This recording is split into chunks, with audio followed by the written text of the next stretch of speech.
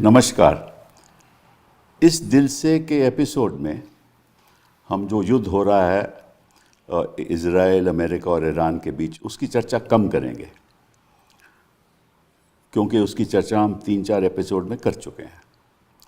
लेकिन आज हम एक विशेष चर्चा करेंगे कि दुनिया में जो वॉरफेयर है, जो जंग है, उसकी परिभाषा बदल रही है और बदल चुकी भी है। कितने हद तक बदल रही है, कितने हद तक बदल चुकी है, उसके बारे में चर्चा करेंगे। अब आप देखते हो कि सबसे ताकतवर देश अमेरिका, दुनिया में सबसे ताकतवर देश, उनके पास बॉम्बर्स, उनके पास स्टेल्थ एयरक्राफ्ट, उनके पास क्या क्या नहीं है, नेवल फोर्स कितनी है, इंटीग्रेशन है उनके पास, टेक्नोलॉजी और मिलिट्री हार्डवेयर का सब कुछ है उनके पास। लेकिन कई दिन हो गए, 1 महीने से ज़्यादा हो गया, लेकिन ईरान ने अपने हथियार नहीं छोड़े और लड़ाई भी कर रहा है। उनके पास एयर पावर भी नहीं है, उनके पास नेवल फ्लीट भी नहीं है, उनके पास केवल ड्रोन्स हैं और सस्ती टेक्नोलॉजी के द्वारा वो अपने हौसले के द्वारा उनका सामना कर रहे हैं। अब अमेरिका ने कहा है कि हम अपने मरीन्स वहाँ भेजेंगे, पैराट्रूपर्स भेजेंगे, 50,000 लोग भेजेंगे। ईरान कहता है आप आइए, आपका स्वागत है, हम आपकी देखभाल करेंगे एक दूसरे तरीके से।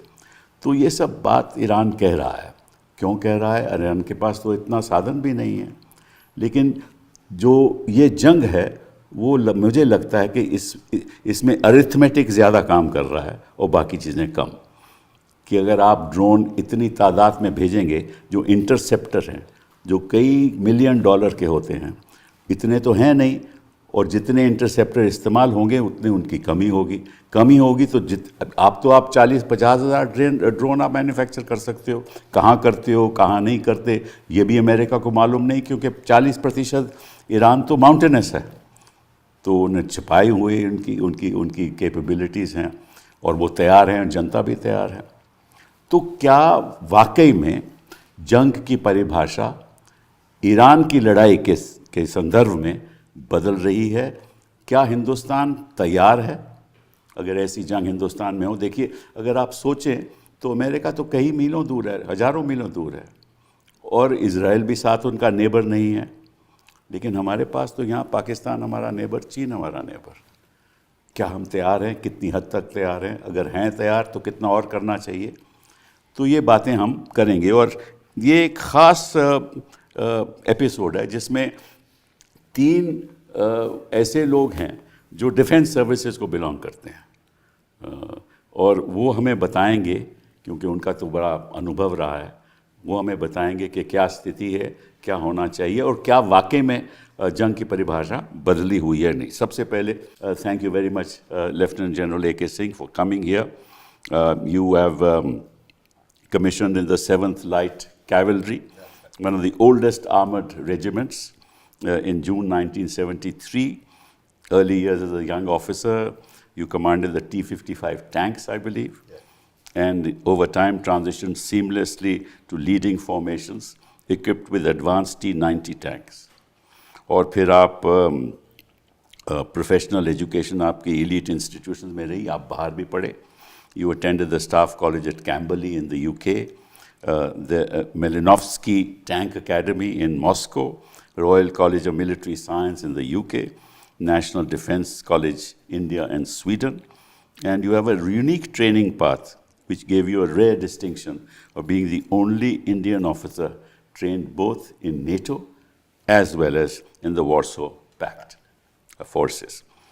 Technically, you're a BSc MPhil in Defense Studies. That's great. PhD from Pune University, 40 years service, and culminated as the General Officer of Commander-in-Chief of Southern Command in Pune, the Indian Army's largest geographical command. So you have a lot of experience in how wars are won. You have had outstanding service. You won the Param Vishisht Seva Medal, the Ati Vishisht Seva Medal, Sena Medal, and the Vishisht Seva Medal VSM. So thank you very much for being here. You've been also Lieutenant Governor of Andaman and Nicobar as well as Puducherry. Thanks a lot. Very kind of you to participate in this discussion. Vice Admiral Sanjay Singh, thank you very much. You know, your father was a great friend of mine, and I had great admiration for him. And we used to interact when he was head of the Defense Studies Institute. And he was an Air Force pilot and awarded the Veer Chakra for his gallantry in the 1971 India-Pakistan. It's a special pleasure for you to be on my show. You are presently Director General of the United Service Institute of India. I believe the journal was set up, it started in 1870. Yes. And you are probably the second naval officer to head it. Yes. You entered the Navy in 1986, got the Sword of Honor when you passed out in the naval, as a naval cadet. 39 years of distinguished service. Notable sea commands include INS Taragiri, INS Trishul, served as flag officer commanding Western Fleet in 2019, flag officer sea training in Kochi. I can go on and on. The kind of and of course, more than that, you're the 37th Vice Chief of Naval Staff from April 23 to December 23. You Deputy Chief of Integrated Defense Staff Operations, Commandant of Indian Navy Academy and Naval War College in Goa. And you have actually been in Iran, and you've done a sort of a study of Iran, which very few people in India have done. So you give us a great insight into what's happening. More important than anything else, you were responsible for drafting the maritime doctrine in India in 2009 and the Indian Maritime Security Strategy in 2015. So, it's a real pleasure for you to be with us today and give us an insight into what's happening.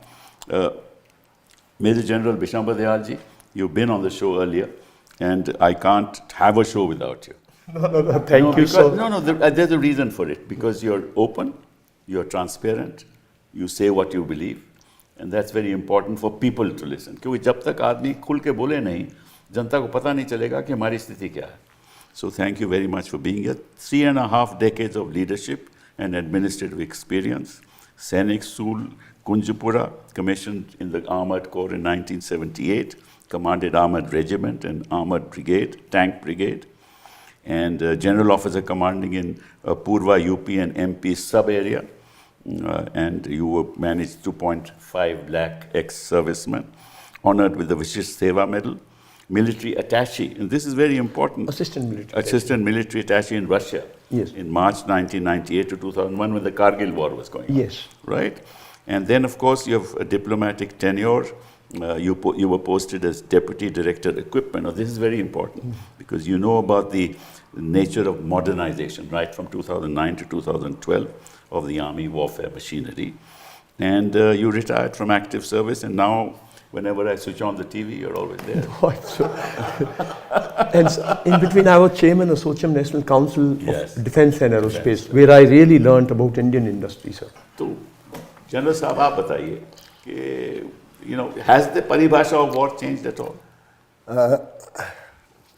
Sibal Saab, my apologies के एक notebook हाथ में है. I said I can't face the most distinguished lawyer of India without being exact. आप कटघरे में नहीं हो, मैं क्रॉस एग्जामिन नहीं कर रहा. नहीं. Thank you for that reassurance. But एक छोटी सी चीज कहना चाहूँगा. ये क्लॉजविट्स के टाइम से है. Nature of war and character of war. It is generally established that the nature of war is enduring and doesn't change. And it has 3 characteristics. First, it is violent. Second, there is more than one side, could be more. And lastly, it is political in nature. And you can apply this criteria anywhere, you will find it fitting. Character of war, दूसरी तरफ, change होता रहता है. It depends on the context, on the era, on technology. Technology plays a major part in changing the character of war, and you see it today. It's the technology that has changed the character of war. तो एक तो ये distinction है. दूसरा मैं कहना चाहूँगा कि while we take lessons from Russia, Ukraine, from Iran, Israel, US war, Our context is slightly peculiar. We have two neighbors, China and Pakistan, who are in strategic cahoots. We have disputed land borders with them. And having a land border contiguous to your possible adversary is a critical aspect. Also, the two are at different levels as adversaries. Pakistan is more or less a low technology power, whereas China, sir, China is looking up to the US as an adversary, That's right. not to India. So we have to cater for these two in India. And मोटे तौर पे हमारा dilemma क्या है आपको बताना चाहूँगा. India believes if we can solve our issues without going to war. But the best guarantee of that is if we are prepared for it. And as far as today's character of war is concerned, we have a very large inventory of legacy weapon system, tanks, artillery, aircraft, naval ships, etc. They require technological upgradation, which is our priority. At the same time, we seem to have missed the early parts of this technology revolution that is going on. And we need to catch up. Robotics, precision weaponry, space, cyber, much is being done, at least what I am aware, and our two panelists will share on that. If I was to sum up, how prepared are we to fulfill our aims and missions on security? I would say we are reasonably well prepared, not optimally prepared. Even America is not optimally prepared. It's always a time race to continue to catch up. But I think what it requires is a combined focus of the government, the armed forces, all stakeholders, and a whole of nation approach. That's my मेरा hope. थोड़ा से इसमें हाँ जी sir, पूछिए. मैं आपके क्योंकि you had a think tank, so maybe I'll request you to elaborate a bit on this.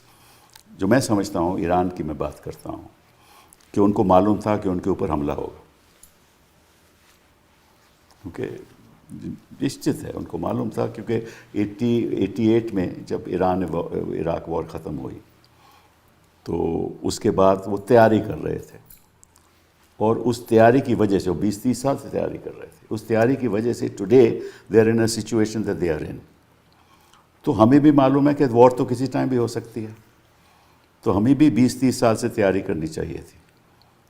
और उन एरियाज़ में, for example take the United States of America, and I'm raising this because you had a think tank. When Obama was in power, Obama decided that I will try and integrate military hardware with these Silicon Valley companies, right? And Ash Carter was the defense secretary at that time. And that integration started then.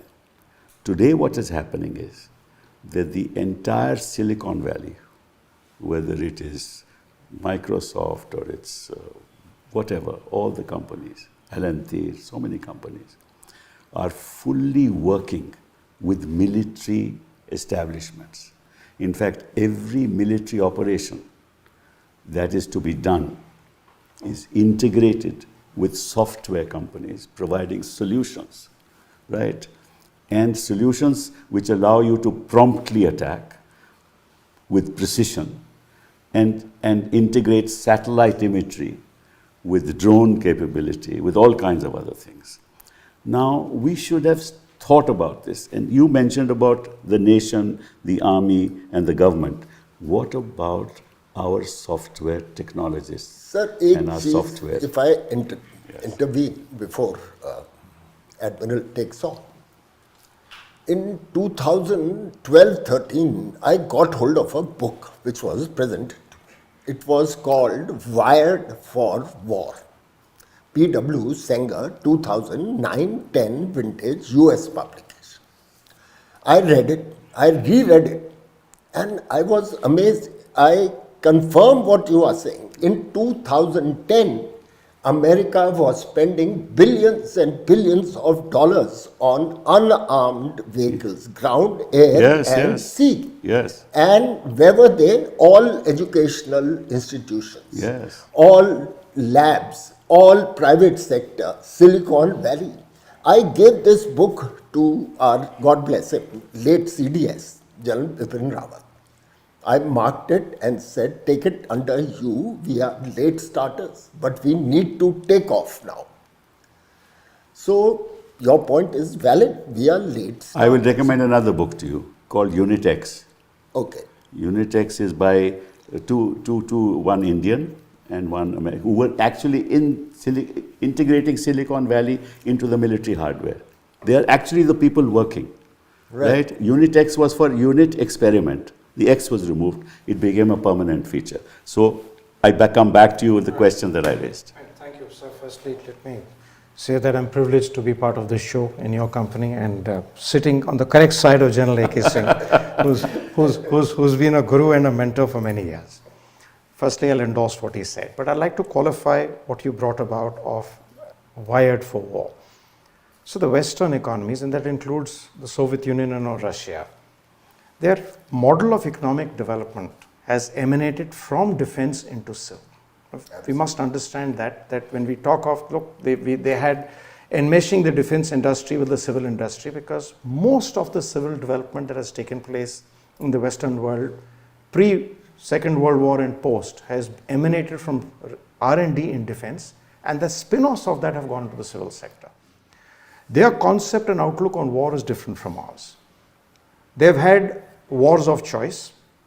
They've been through brutal 2 world wars with no holds barred, absolutely to the last round. They've gone to extreme destruction, something which we in our history only saw in odd times of marauders who are coming from various places. We never reached that level because it was always, let the warrior fight to the warrior. There was always a concept of both just war and just means of war. Jus in bello, jus in bellum was always there for us in a different format.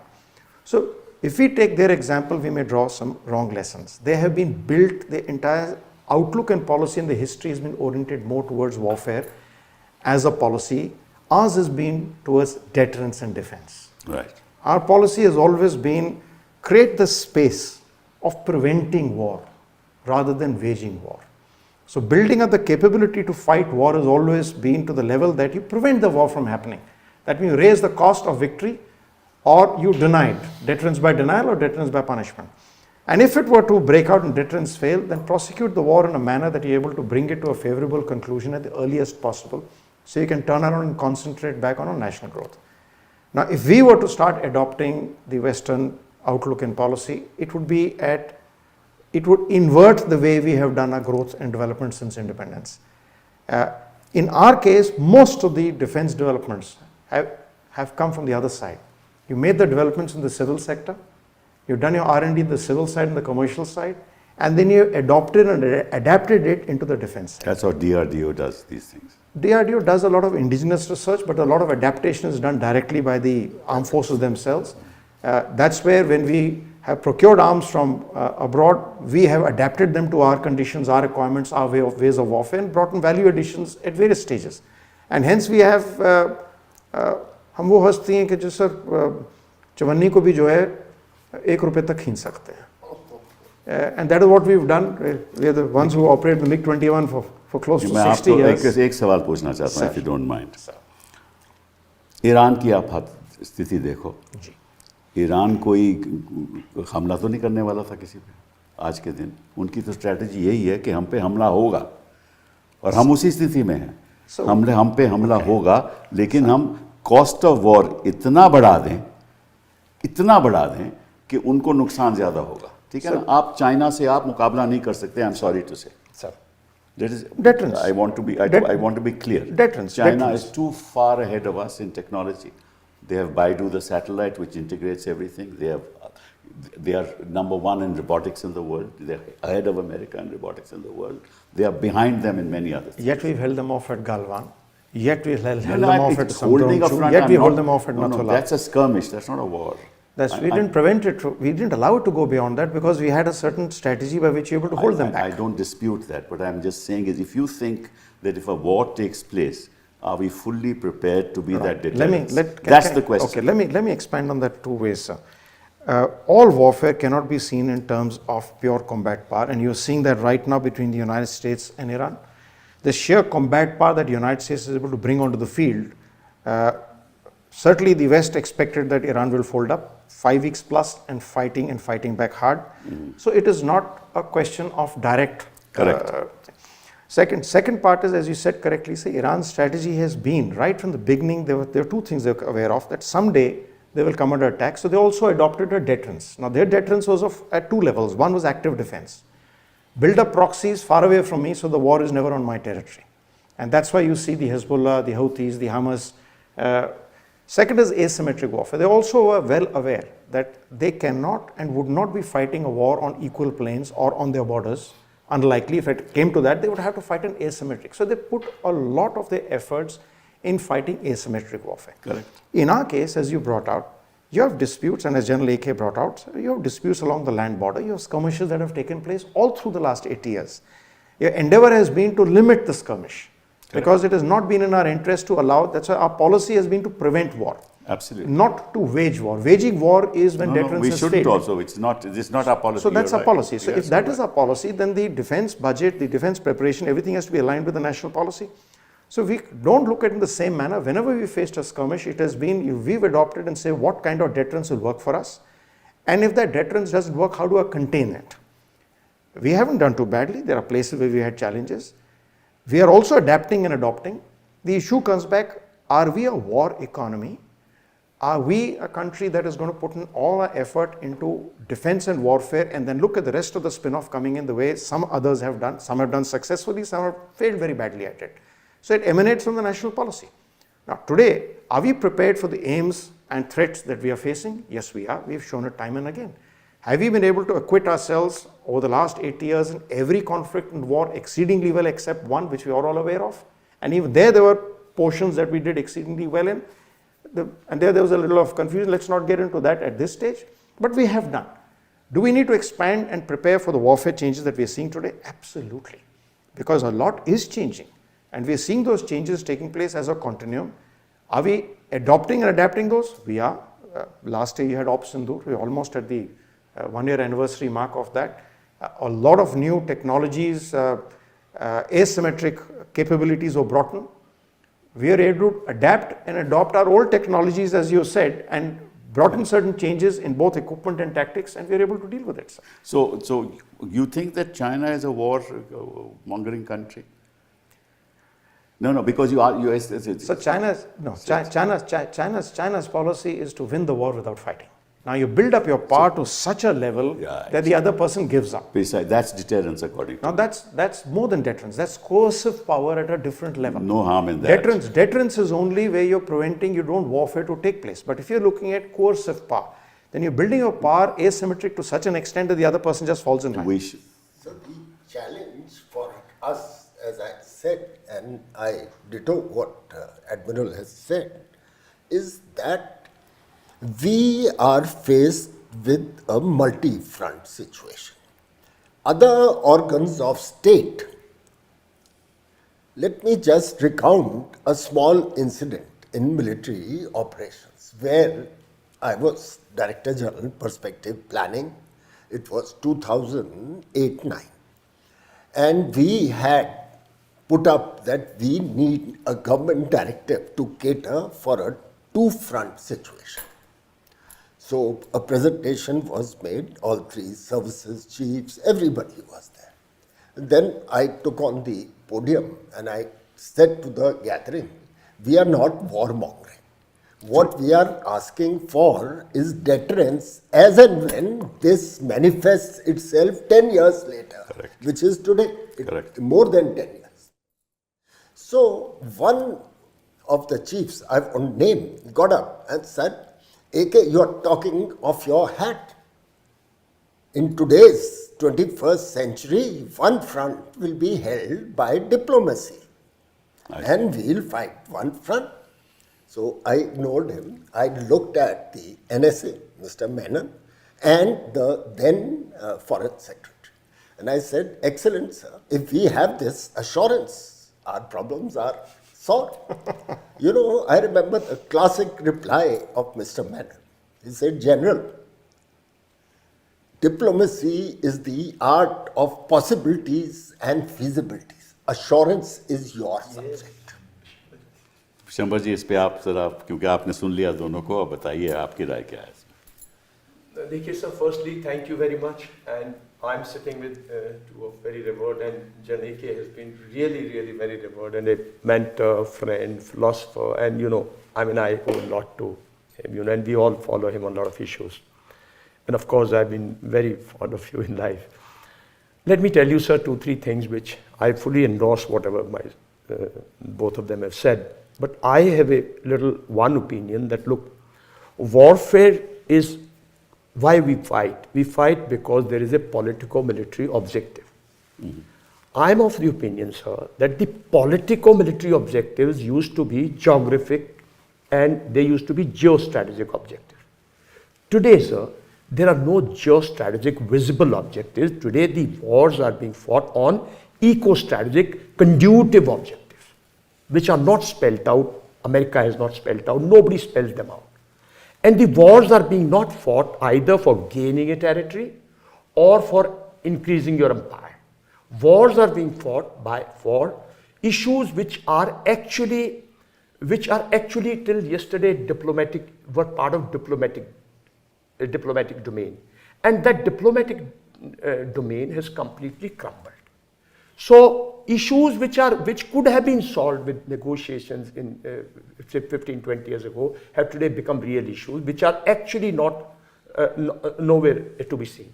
So warfare, the principles of war, जिस पे लड़ाई लड़ते हैं ना सब principal, वो नहीं बदले सर, वो वही है. आज भी आपको कंसंट्रेट करना पड़ेगा कहीं ना कहीं अपना एफर्ट, आज भी आपको कहीं ना कहीं सरप्राइज देना पड़ेगा, और इसी में जो है आपको ईरान की बहादुरी और ईरान का जो सस्टेनेंस है वो इसी से निकल के आता है.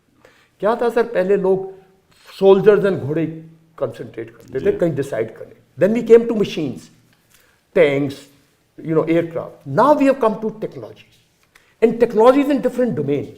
That's right. And when you talk of different domains, sir, कहीं ना कहीं मतलब अगर आप अपने संदर्भ में बात करेंगे, हिंदुस्तान के संदर्भ में बात करेंगे, बात बहुत बड़ी बड़ी है. हम स्पेस वॉर की बात करते हैं.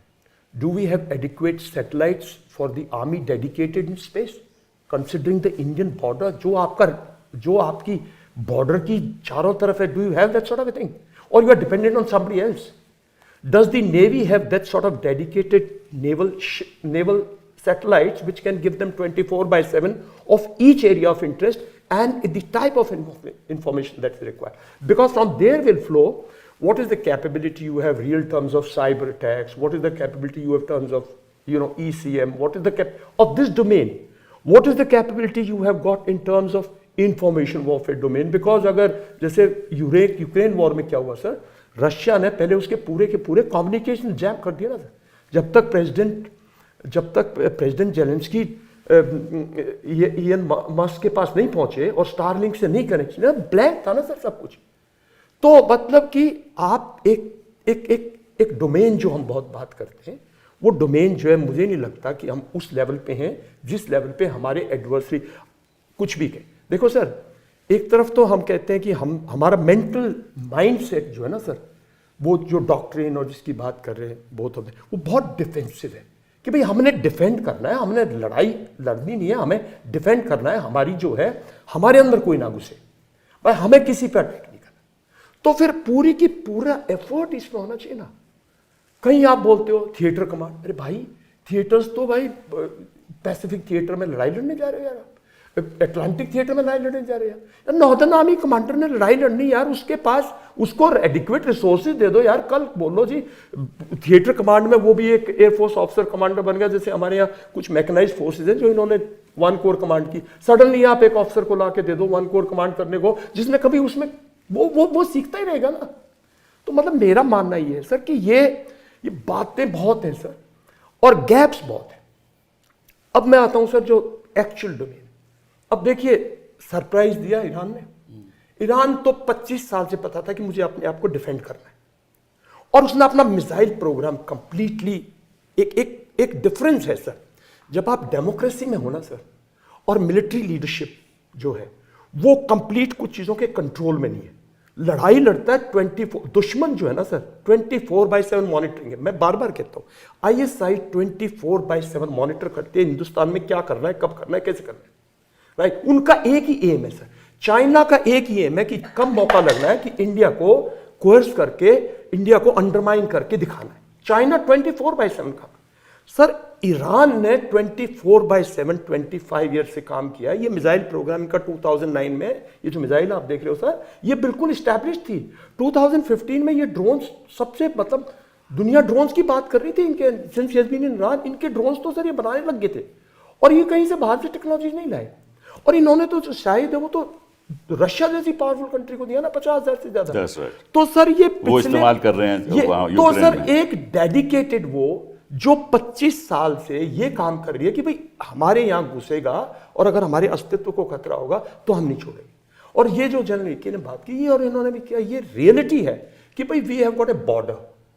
और जब बॉर्डर होता है ना सर, तो उसकी लड़ाई का एक कंसेप्ट बहुत अलग है सर। जब आपके देखिए ये स्टैंड ऑफ वॉर क्यों है, क्योंकि कोई क्लियर कट ज्योग्राफिक ऑब्जेक्टिव है नहीं।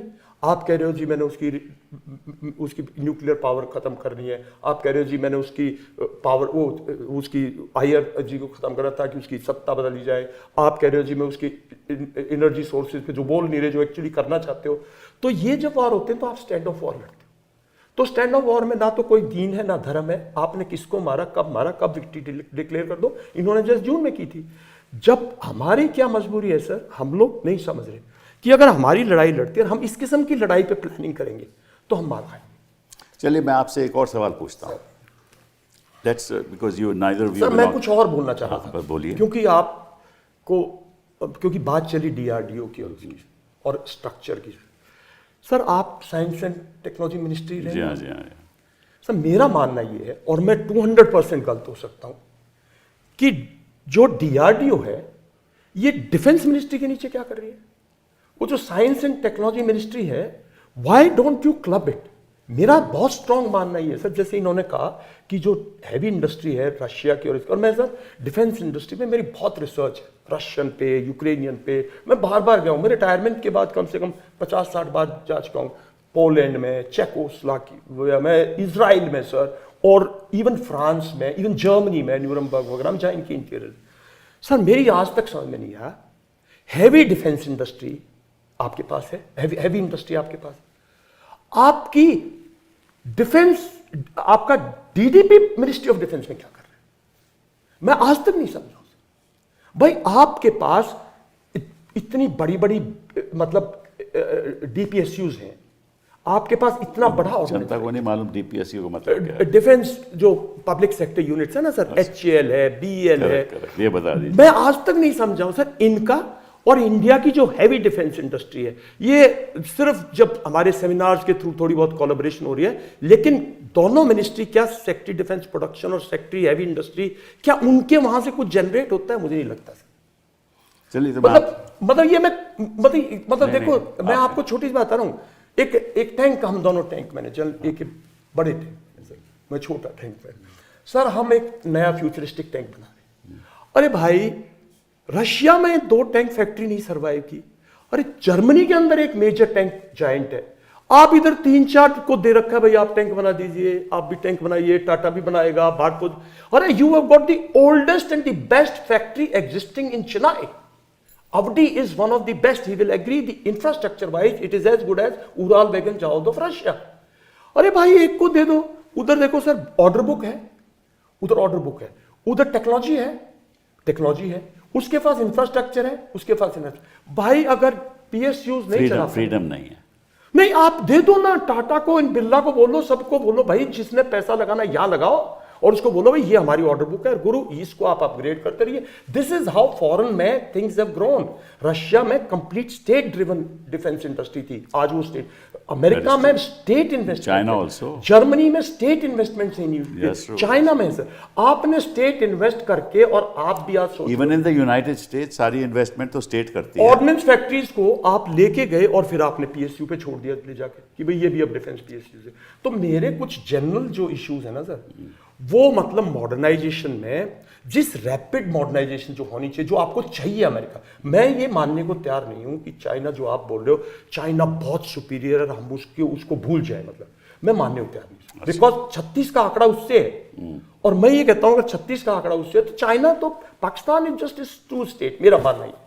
आई मे बी रॉन्ग, वो उसका एक सैटेलाइट स्टेट है, स्टूड स्टेट है, जो वो कहता है वो कर देता है, पैसा मिलता है यूज कर लेता है, अमेरिका को बेवकूफ बना देता है, चाइना को बेवकूफ बना देता है। जो टेक्नोलॉजी है, that's one part of it. You're right, you're right. And this struggle that he has highlighted, ये कई दशकों से चल रही है इंडिया में. It is not just defense. In defense, the manifestation is clear when there is a crisis. तो आज भी टैंक नहीं बना पा रहे. But there are other things equally important which we need to take note of. First is connotation of victory has changed. चाहे आप आज ईरान की क्या विक्ट्री मानी जाएगी, अगर वो स्टेटस को सरवाइव कर जाते हैं, they'll be victorious. That's correct. So same when we talk of Pakistan or we talk of China, as the admiral rightly said, China को हमने हावी नहीं होने दिया बॉर्डर पे, okay? And the gauntlet that was thrown to China was, you want to escalate, we are ready. May not be, but at least that was the message. So connotation of victory is either survival or just status quo. I'll take you to Op Sindoor. Op Sindoor में हमें मालूम है कि India performed exceptionally well against Pakistan. But Pakistan has also claimed victory. Domestic audience के लिए, किस purpose से? उनका मानना है कि स्टेटस को रह गया, इसके बाद things are back to where they were. So they are also claiming victory. So we have to, this I state understand. ground, But let me ask you a simple question. None of you are from the Air Force. Now our squadron requirement is 42 squadron. That's right, sir. We have 26. No. We don't have a fifth generation. Let's see the facts. No, we don't have a fifth generation Right. aircraft. Right. Your Rafale is a 4.5 generation aircraft. Russia is not giving you a fifth generation aircraft. America, your greatest friend, ab ki baar Trump sarkar is not giving you the fifth generation aircraft. Right. Now, in any warfare, I mean, not that Air Force has a very important role to play. That's right. Right. Now you say that no, we are ready for deterrence. What deterrence are we talking about? I'm just putting this question just to say that. Yeah, please. Firstly, I have a slight variation with General Visham. Yeah, sure. That's why we have the discussion. Because you know, because there's a slight contradiction in terms. In some places, we say we need state investment, we need state control, but that's exactly what DPSUs are. But yet, on the other hand, we say that we need to privatize because they're not performing to the same level. We have four shipyards, which are defense public sector units. Today, they are producing and delivering close to world average. Good. Not at, close to. That's good. We brought the timelines down. Some of the difficulties there still are because many of the equipment are still not Indian indigenous. So when you have to keep adapting, that also takes time because you need Always. to get so many people. But today that's what we are doing. We invested in it for that period of time, the same DPSUs. Same way is what HAL. There was a time when HAL in the 70s, you may correct me, sir, where they had all four: a trainer designed and built in India, a transport largely designed and built in India, a fighter designed and built in India, and a helicopter, though not designed but built in India. तो तेजस का क्या हुआ? So I'm talking 70s अभी में इतने साल हो गए, तेजस का क्या हुआ? सर 70s में ये हाल था आपके पास कि आपने पूरा रेंज आपके पास था. You had, and now from there were you able to build up and bring it to that level? Why did we not do it? Where was the gap that came in? In fact, some of it is because the lack of hand-holding and jointness. It is this idea that, you know, that is why I have that point of difference, usko alag chhod do. HL, as long as it had very close association with the Air Force, was on a certain trajectory. At a certain point when it went off under and separately, now you have a gap. Sir, आप कल अगर घर बना रहे हैं अपना, can you afford to be disassociate from the घर and say I have got the luxury to come? मैं बाद में आकर मैं देखूँ मुझे कौन सा घर चाहिए. घर आपका बन रहा है, आपके पैसे से बन रहा है, आपके पास वो luxury और choice नहीं आकर.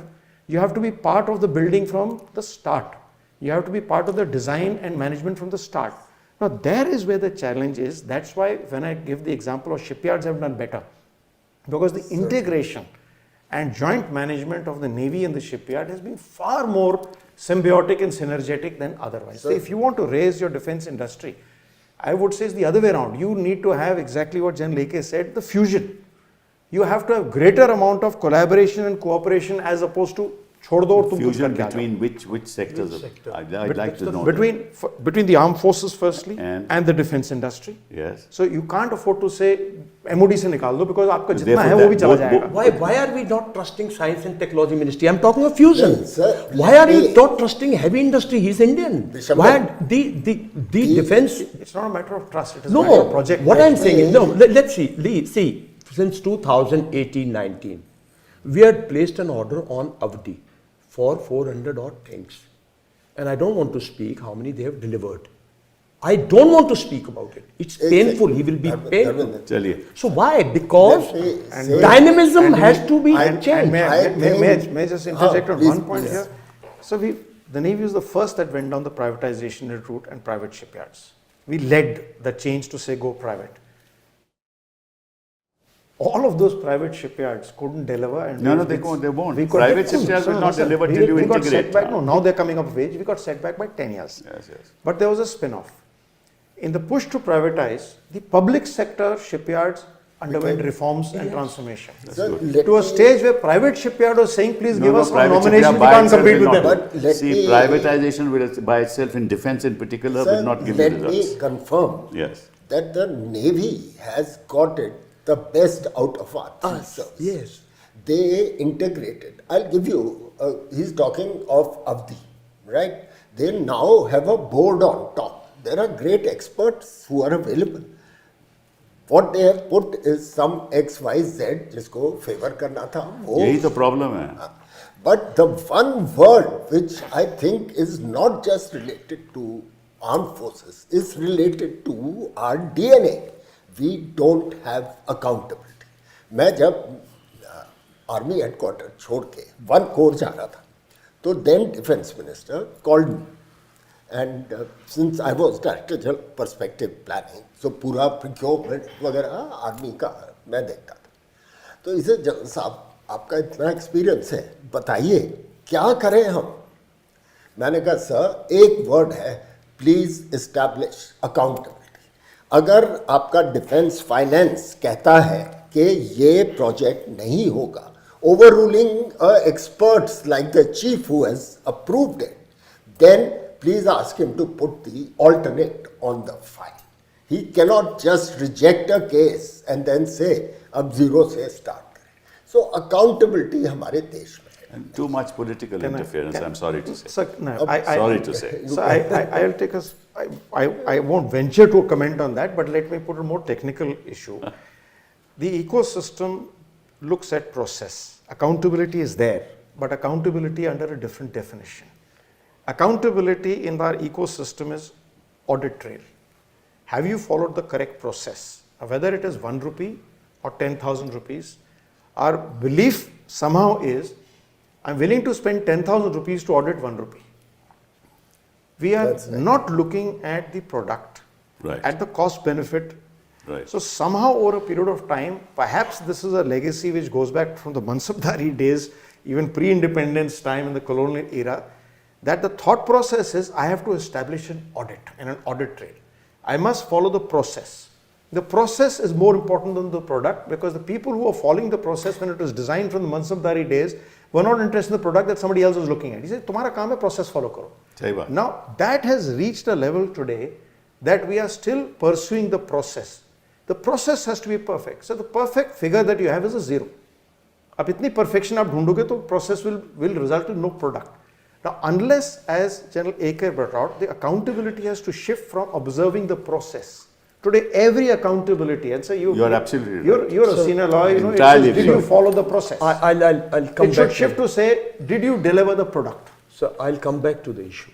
See, when we are talking in terms that we should be, we are defensive basically. Our doctrine is defensive. Mentally we are defensive and we want to deny war.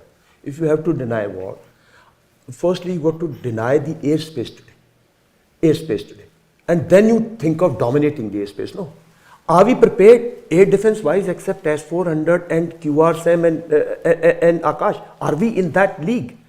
We got to, war is in multi-domain, we keep talking about it. I just talked of the state of the satellite that we are talking about. I'm now talking about the next step. That if you are a defensive force, let's come to ground for later, which is our strength. लड़ाई भी sir अपनी strength पे लड़नी पड़ती है ना, अपनी weaknesses पे नहीं. और यही तो ईरान कर रहा है. ईरान लड़ाई अपनी स्ट्रेंथ पे लड़ रहा है, ना कि अमेरिकन स्ट्रेंथ पे लड़ रहा है. Arithmetic of war. Arithmetic war. Sir एक चीज, तो sir are you really thinking in that seriousness कि भाई हमारी एयर स्पेस बिल्कुल we deny, we do not let is drones and everything enter into our space, because today why is Iran today, what was Israel's philosophy? Deny your air space and you have air superiority, right? He was denying his airspace. That's why these guys were. It is to counter that they found a different strategy, different tactics, different warhead, different. They did know. So what I'm saying is, in our case, the fundamentals that we are basically not interested. We are not an aggressive country. हम किसी की जमीन लेना नहीं चाहते, ना हमारी सोच है, ना हमारी ऐसी, ना हमारी आगे होने वाली है. We just want to defend our country. We are not even thinking कि जो हमारा lost है उसको कैसे लेना है. Believe you me, कोई किसी की don't go by political statement. वो don't go by political statement. मतलब कोई ऐसी स्ट्रेटजी नहीं है long term. Sir air defence की बात की, मैंने आपसे पूछा. हाँ, it's one of the most critical things. Yes, right. That's why I raised the issue. Till end of last century, our air defense, at least in the army, was running far ahead of all other verticals. Neighbors. Therefore, we took a conscious decision. We means the organization.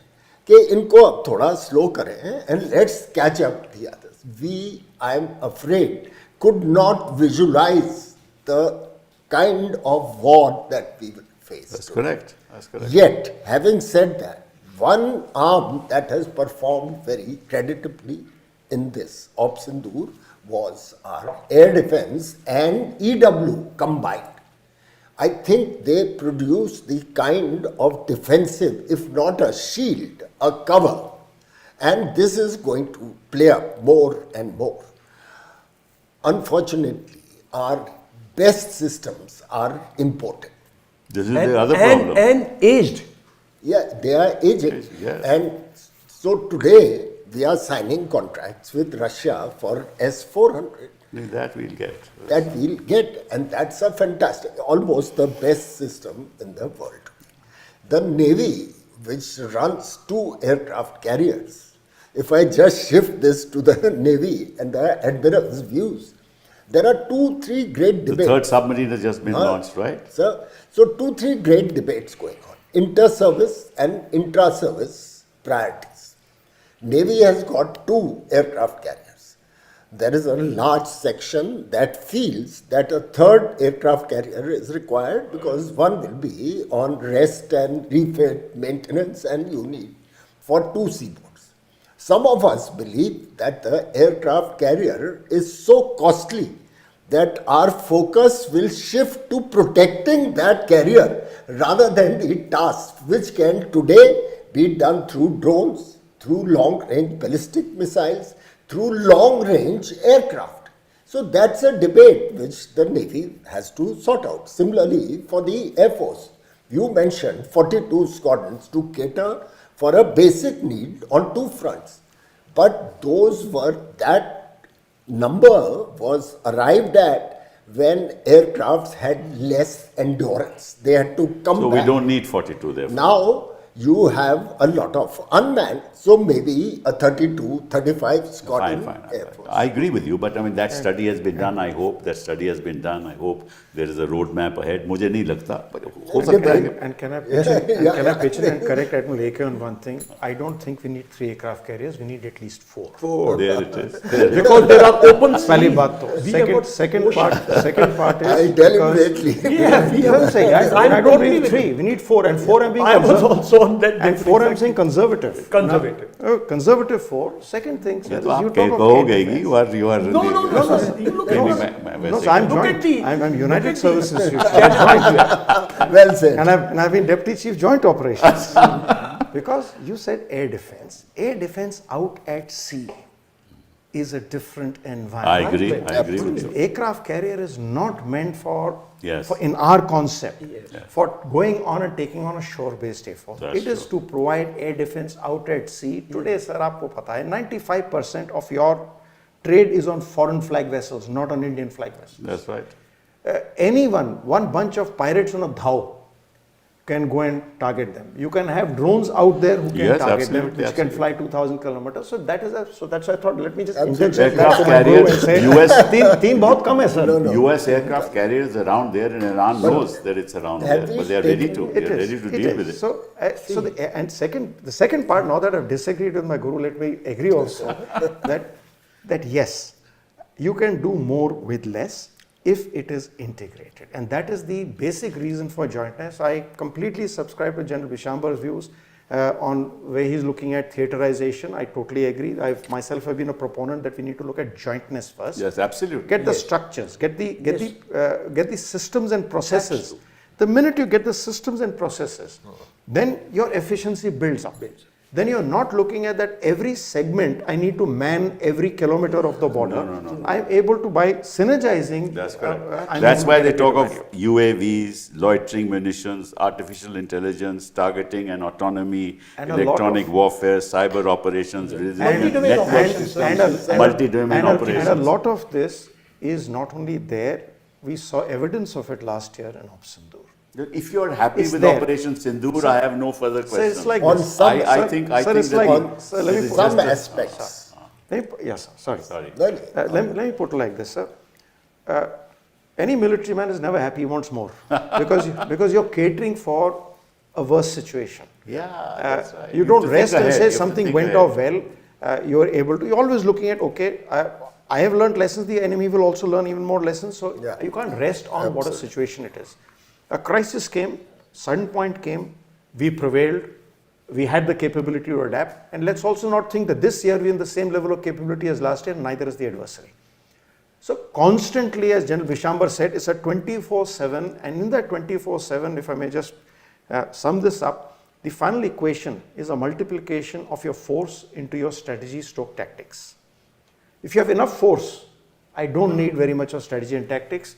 Go the United States way, wham bam, full attritional force. That war, Which also hasn't worked. So there If are- your force is lower, then you have to then you need to bring in greater elements of strategy and tactics. And part of that strategy also is your technical strategy, your technical tactics, and bringing in what kind of war and what kind of terrain. That intermix will never be the same across two places and two times. That's correct. There are Yes. just three other issues I wanted to raise. First is whenever we undertake operations, either suo motu or imposed on us, we should have clarity on Yes. the end state and conflict termination. Correct. The problem in the US-Iran war is US and Israel went to war on some basic assumptions which proved wrong. And now they don't have an exit strategy. One. In our case, I'm not sure Israel's assumptions are wrong. Israel probably I think Israel probably was very aware yeah, of what they're doing. in the larger context they wanted to draw. The second thing is endurance. So far, all wars that we have fought have been short and swift. Okay, sir? The world statistics suggest that the wars are lingering on, not just by your factors, but external factors that come into play. Our endurance, I won't quantify, I'm sure things have improved, is something that we need to look at seriously. 2-3 points. One is our stock holding levels. There is a 30-30 concept which translates to 120 days of war, but no country can afford to have that much of stocks because you don't turn them over with training wastage, and that's a dead loss. So a dynamic thing. Second is surge capability. We have very little surge capability. It's being established, especially ammunition. And third is that our critical equipment and ammunition, at least in the Air Force and Army, is of foreign origin. That's the problem. And that's a worrying factor That's correct. if it comes, because alliances and preferences keep changing. And we don't know We've how. seen that happen in the recent past. That's right. So this endurance, and the third thing I wanted to raise, which is that he has mentioned it, the Admiral, that we haven't fought the bloody war that is being seen today in Ukraine, millions of casualties. World War, Russia, Battle of Stalingrad, 2 million dead, sir. Battle of Leningrad, 3 million dead. So our public has got used to war being a TV sport, which the militaries fight, and expectancy or that we will prevail. So we had one aircraft down, it created a different sense. I think the public has to be prepared that if there is a real war, there will be casualties. We have to. No doubt about it. So I was talking of strengths and weaknesses, right? So I talked of weakness in the air defense, which is very critical for a denial of airspace. Now I'm talking about a very critical issue from the Iran war. Iran war has proved that if it is sustaining today, despite all top leadership lost, sab mar gaye, koi nahi bacha, because of a highly trained IRGC. Kuch bhi ko, from outside, whatever it may be, you say terrorist, this, that, but for the Iranians, but for the nation, that IRGC, that means your human resources angle, when it comes, that's why I was saying I'll come down to the ground battle later, third one, right? I've not gone to the sea at present. So he dwelt 4 or 5. he did not. So what I'm saying is, sir, ours is a border management also. Our clashes will take on border. If this standoff war which America is fighting, if we think this is the way India and the future may will fight like this, I don't think there'd be any result. I don't think there'll be just like Op Sindoor. He will claim, you will claim. His DGMO chodo. Did the chief come for a negotiation? Did you bring his prime minister to a negotiating table? I'm of the opinion, at the end of every war, if there is not a negotiating table where terms and conditions are really laid A, B, C, D, then you've not concluded any war the way it should be concluded. If that has to happen, sir, the basic thing in mountains and basic thing in with Pakistan is you need a different policy on manpower, not like what you've come out with the so-called, Agniveer. Believe you me, sir, it is, I mean, General AK can comment, however technological you will be. I first started that today technology is being concentrated in different domains. But in a case like ours, context like ours, manpower, where there will be ultimate weapon is your strength, and your strength has been your men, your people to fight, your infantry to fight, your armor to fight. That cannot be done with a thing like Agniveer. That's my. I'll take a slight departure from that, sir. Let's remember, in the decade of war, today we are saying it's not an era of war. We are seeing it everywhere else, fortunately not for us. But the 1960s was the era of war. From 62 to 72, we saw 3.5 wars. What was the average service of our men in those times? 5 to 7 years each. Your color service literally till mid-70s was only 7 years. Your entire Second World War, where today we are a member of the United Nations because of the contribution of Indian troops. You are aware, sir, we are a founder member of the UN, signed as India. In 1945, the only nation which was still not a state which was a member of the UN. Why? Because of the Indian Armed Forces, the Indian troops who took part. 2.8 million men under arms. How much training did they get when they went in? So it is, while it is very much a factor that has to be brought in, but we have enough historical precedents for us. I have retired just last year and I've worked with the Agniveers, and I went in with a very objective and a slightly skeptical view to say, keep an eye because this could be a weakness which we have to focus on. To my pleasant surprise, I found that whatever quality of training we are providing, the ecosystem we are providing, the way those young Agniveers, including the women on board ships, for which that is the most biggest challenge for us, have integrated is a very encouraging sign. It tells us, yes, there will be challenges. There are always challenges. But let's have the faith in the training system. One second. Let's not take a wrong lesson from Second World War. In the first phase, when the Japanese came in, your ill-trained forces, they reached Kohima, and we lost men.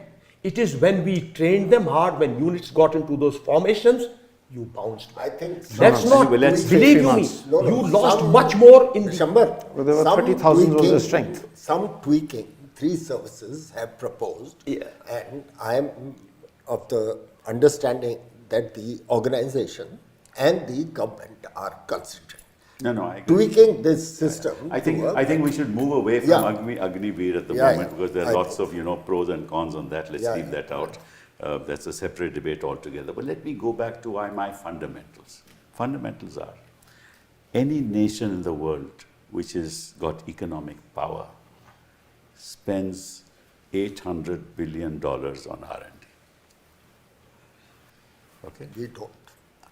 China spends $650 billion. How much do we spend? Not even 1%. Less than 100. Okay? They integrate education with technology. They have private sector setting up campuses in educational institutions. They give state funding for that. That's where ideas generate. Right? That's the genesis of new technologies. That's what the US has done. That's what China has done. China's educational institutions are some of the topmost in the world. I believe, and this is my personal belief, India can never reach that level of technological advancements unless we integrate education with science, with private sector participation, and with state support. And in the absence of that, I'm afraid we'll never be the power we want to be. I couldn't agree with you more. You've been the HR minister yourself, sir. Yes. And you would have seen it at first close quarters. In 2010, if I remember, the Planning Commission had said India needs 1,000 universities and 50,000 colleges. Yes. Yeah, you would have been the architect amongst those papers. Yes. Today, our education system is more an Shambles, examination. in shambles. It's an examination system. No, apart from Not that, even you have 50,000 rupees being given to ad hoc teachers in universities. So now you're right. So if your base education system, and you look at Iran, so Iran science and Look at technology their and maths education. is 2 years, minimum 2 years ahead of us. Yes. What we teach in our class 10, they teach in class 8. So I have been, after coming out of Andaman, teaching at Jindal Global University for 7 it's years. fine university. Now I teach at IIM, some other universities. And let me say, while there is an increased concern to learn about security and defense, because my thing was super subscribed, but the integration which the Admiral talked of, you talked of, is just not there. All it means is they come for recruitment later, that's it. This is the There real are problem far in too many India. tables handling far too many things like procurement. That is something possibly, sir, you could tell us why it has gone that way, because you brought in reforms in the... No, because nobody is interested in education. There is no interest. The only interest this country is in winning elections. I'm sorry to say it. I'm saying it openly. See, the nation needs to be Atmanirbhar. And Atmanirbhar only happens when you integrate all these things and have So your... I personally thought that when the new education policies come in, that is a game changer. Where is it on the ground? Well, that's As the you point. said, on the ground there are lots That's of the different... point. But that is, those are the changes that you bring in your norms Sir, that'll we lead to it. churn out 1 million graduates a year. They are not employable. Yeah. Because it's just a stamp to This get is what it that is. So degree. we don't talk about this. This is at the heart of being a technologically strong country which Sir, can I- match any attack on I us. just want to raise one issue. We have become very combatively politicized in this That's country. true. All of us, at least most of us, are apolitical. That's correct. in I know our that. view. And therefore, the country should ensure that the core values of its armed forces, Remains. in specific, being apolitical, being secular, and being professional. So at this remain. point in time, with that, I want to close this discussion because that's the heart of the problem. Thank you very much. Thank you, sir. Thank you, sir.